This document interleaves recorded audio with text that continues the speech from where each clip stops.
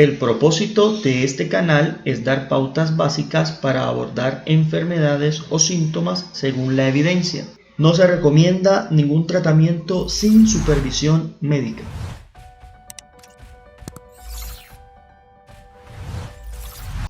Buenas, les habla Dr. Shu. Esto es Academia Médica. Hoy vamos a tratar un tema muy interesante, un tema que ha sido un poco eh, tenido más en cuenta recientemente debido a la pandemia COVID, ya que era uno de los síntomas principales y muchas personas que tenían este síntoma pensaban que tenían COVID cuando no es así. Hablo de la anosmia y la geusia.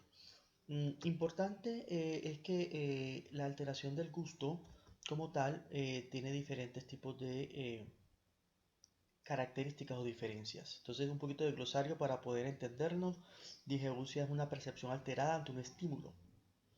La hipogeusia es que ese estímulo gustativo estoy sintiéndolo menos de lo normal. Siento menos picante, siento menos en la sal, etc. La ageusia es la pérdida total del gusto. La diageusia es una percepción desagradable ante un estímulo. Y la fantogeusia es una alucinación desagradable a nivel del gusto. La diferencia entre estas dos es que en la aligeusia sí hay un estímulo y en la fantogeusia no hay estímulo, pero las dos son desagradables. En el olfato tenemos lo mismo, la parosmia, la hiposmia y la anosmia. La troposmia viene siendo igual que la aligeusia. Y la fantosmia es una alucinación. Vuelvo y repito, la diferencia es que en la primera, en la troposmia, como en la aligeusia, sí hay un estímulo. En las otras no. Por eso son alucinaciones. Se considera entonces que aproximadamente un 50% de los mayores de 40 años tienen alguna alteración del olfato y no se dan cuenta de ello. Aquí tenemos más o menos un promedio de porcentajes a nivel de los Estados Unidos, que son los que más tienen estudios, en el cual tienen algún tipo de deterioro de función y vemos que esto va aumentando con la edad. Probablemente se pueda deber a alteraciones neuronales como tal, como a inflamación crónica y también incluso a el envejecimiento normal. Otra cosa interesante es que aunque parezca un poco estúpido, la alteración a este nivel tiene una connotación a nivel nutricional porque induce a la desnutrición debido a que las personas no sienten sabor, no sienten olor y le pierden ese gusto o ese encanto, como lo quieran llamar, a consumir alimentos y empieza un deterioro nutricional. Igualmente, esto también va a repercutir en la vida social, ya que en casi todas las actividades humanas la alimentación y la bebida está siempre en como foco principal o como acompañante. No va a haber un partido de fútbol, básquetbol, lo que tú quieras, y generalmente hay bebidas y hay alimentos. Tú vas a una fiesta y hay bebidas y alimentos. Tú vas a cine y hay bebidas y hay alimentos. Tú vas a ver a verte o a conocerte con una persona y hay bebidas y hay alimentos. Entonces, ese es muy importante y las personas tienden a generar depresión por lo mismo, porque ya no, ya no tienen salida, su capacidad obviamente social disminuye, sus relaciones interpersonales induce a la depresión. Entonces ya van dos cosas importantes, te induce a la desnutrición y te puede generar una depresión. Y la tercera cosa es que también te puede poner en peligro, porque si tú no detectas humo, no detectas escapes de algún tipo de gas o incluso tú no detectas los malos olores de los alimentos, esto puede poner en peligro tu vida. Y lo otro, y lo cuarto, que también es muy importante, es que hay personas que necesitan de sulfato para sus labores diarias, como los chefs, los bomberos, por ejemplo, los perfumistas, los catadores de vino y de café, etcétera. Entonces, eso es muy importante. Las causas tanto de la del gusto como la del olfato son casi las mismas. Tenemos las infecciones, sobre todo la parte orofaringia, que son muy importantes, son siempre las principales causas y las inflamaciones crónicas en este nivel, ya sean infecciosas o no. Recordemos la enfermedad de Sjögren que te afecta tanto los ojos, pero te afecta todas las mucosas, te puede afectar también la boca, te puede afectar también la parte nasal, entonces es muy importante. ¿Listo? Daños de los nervios en las dos causas, ya sean parálisis TV, ya sean traumas directos como el trauma del pugilista, por ejemplo, o de los luchadores, estos pacientes que han tenido traumas craneoencefálicos, igualmente enfermedades metabólicas que pueden generar ciertas encefalopatías, además la de diabetes mellitus, las enfermedades neurológicas per se, como el Parkinson, el Alzheimer, otros tipos de demencias como los cuerpos de Lewy, las priónicas, por ejemplo, además como la esclerosis múltiple y ciertas exposiciones como al tabaco, por ejemplo, y a ciertos productos químicos, ya sean organofosforados, disolventes que pueden generar una irritación, además de ciertos metales pesados como el mercurio que se utiliza mucho en lo que es la extracción ilegal de oro. Asimismo también el síndrome de la boca ardiente y ciertas cirugías, también ciertas enfermedades como el síndrome de Kallmann, por ejemplo, que es más común de lo que creemos.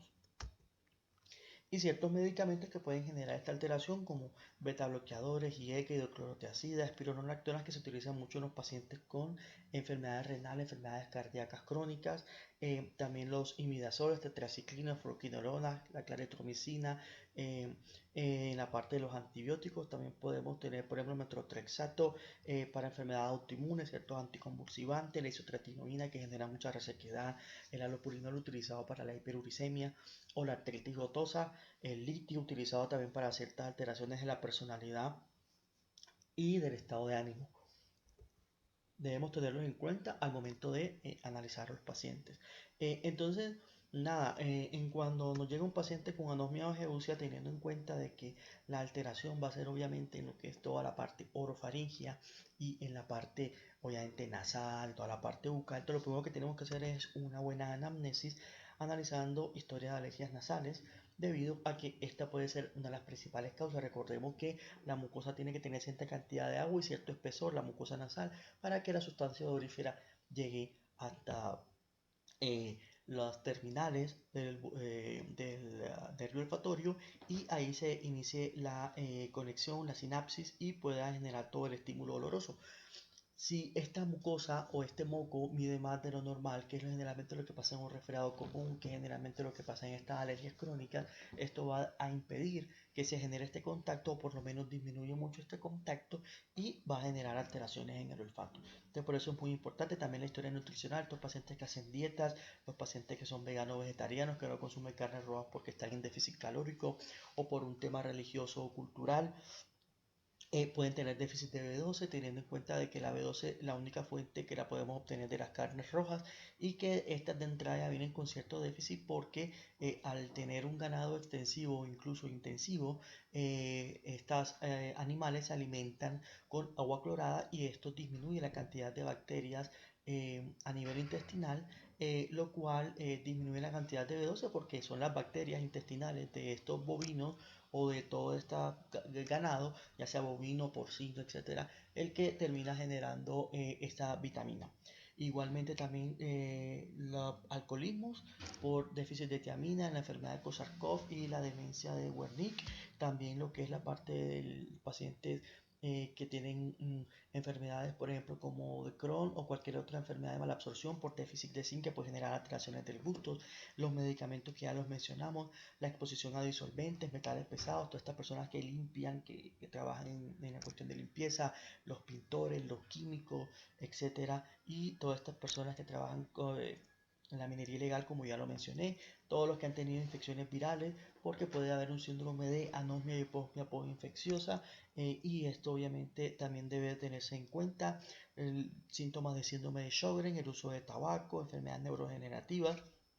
Y de ahí viene la segunda parte, que es un examen físico que tiene que estar enfocado en los senos nasales y paranasales, en la cavidad oral y obviamente un examen neurológico y psiquiátrico completo.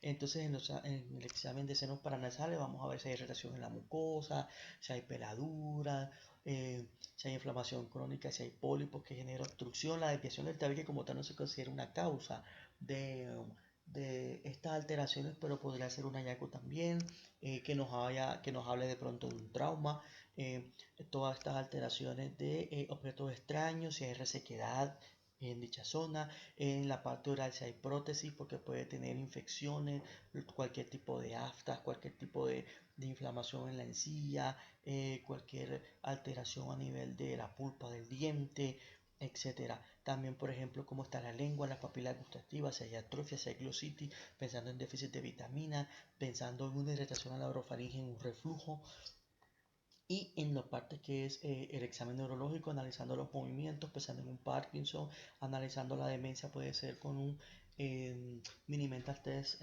o mini mental test abreviado por LOBO. Si sospechamos de una depresión, podemos hacer un PHQ-9 tratando de enfocar a este paciente. Lo que es la parálisis de velo, obviamente interesante. Recordemos que generalmente es idiopática, más de un 50%. También puede generar algún tipo de alteración, y ya con esto en mente podemos enfocar un tratamiento, porque generalmente los exámenes iniciales no son necesarios. Ahora, si queremos ser específicos como tal, podemos enviar tanto pruebas de olor o de gusto específicas. Hay unos centros especializados y unos exámenes que ya están validados, como por ejemplo la prueba de identificación de olores de la Universidad de Pensilvania, una prueba de umbral o discriminación de identificaciones de olores con bastones de sniffing, por ejemplo. Unas pruebas químicas sensoriales que ya son a nivel del gusto, que lo hacen con butanol, con pruebas de sabor de la boca, unas pruebas somatosensoriales, eh, y unas pruebas también que te pueden identificar en qué parte de la lengua tienes el déficit, y así hacerte un análisis, a ver a qué nervio tienes tú alterado. Pero son pruebas que se hacen más que todo para estudios, más no para tratamiento y mucho menos para el diagnóstico. Ahora, si tú tienes un paciente sin una causa aparente, teniendo en cuenta que entre las partes inflamatorias e infecciosas tiene más de un 60 o 70% de las causas, entonces si consideras que la anomia de la geusia es idiopática, ahí sí podrías enviar unos exámenes iniciales, como la creatinina, un perfil tanto de daño como de función hepática y un perfil tiroideo buscando una encefalopatía orgánica.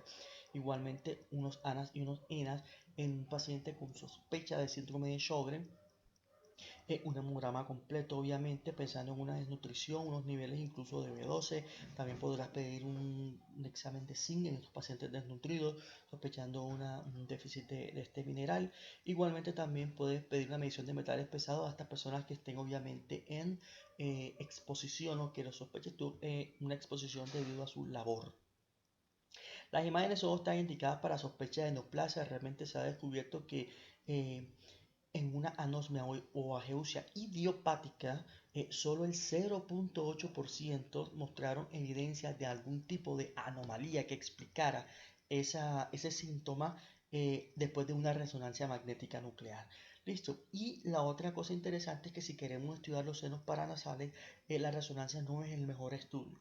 Listo, se puede ver, pero no es el mejor estudio. Preferimos una tomografía de cráneo y senos paranasales. Sin embargo, si hay un examen neurológico alterado, si hay un trauma craneoencefálico previo al inicio de síntomas, o si sospechamos neoplasia, ya sea porque tenga un síndrome constitucional, porque tenga un, algún síndrome de hipertensión endocraniana y demás, entonces podríamos pensar en enviarle una resonancia magnética en la medida de que lo consideremos. Ahora, hablando del tratamiento, y me voy a enfocar en los procesos inflamatorios obstructivos porque hacen parte de ese 60%.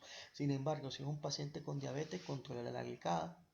Si es un paciente que tiene Sjögren, pues entonces aplícale de estos gotas nasales que vienen con solución salina, obviamente mándale su ungüento o su colirio ocular, mándalo a comer chicle, listo. Ojo que el agua puede resecar mucho la boca, entonces no estaría como tan indicada, sería mejor utilizar otro tipo de soluciones. eh, Además de obviamente sus medicamentos especiales. Si tú sospechas que tiene un daño hepático, pues trata de controlarle el amoníaco, la urea. Si tú ves que el paciente tiene, en fin, desnutrición, súplele las vitaminas, los minerales, en fin.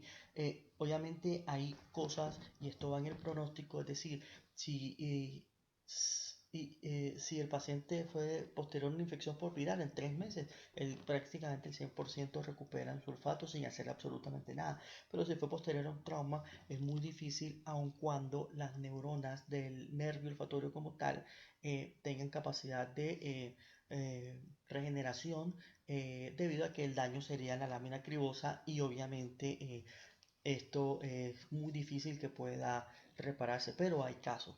Sin embargo, tienen un pronóstico aproximadamente bueno. No hay un porcentaje exacto porque faltan estudios, además de que hay ciertas cosas como las paromias, por ejemplo, que se consideran que sí o sí es secundario a un trauma craneoencefálico, sobre todo si hay boca seca, sobre todo si hay sensación de de congestión nasal y malestar general, y se pueden mandar ciertos tratamientos hacia los síntomas esperando a que mejore.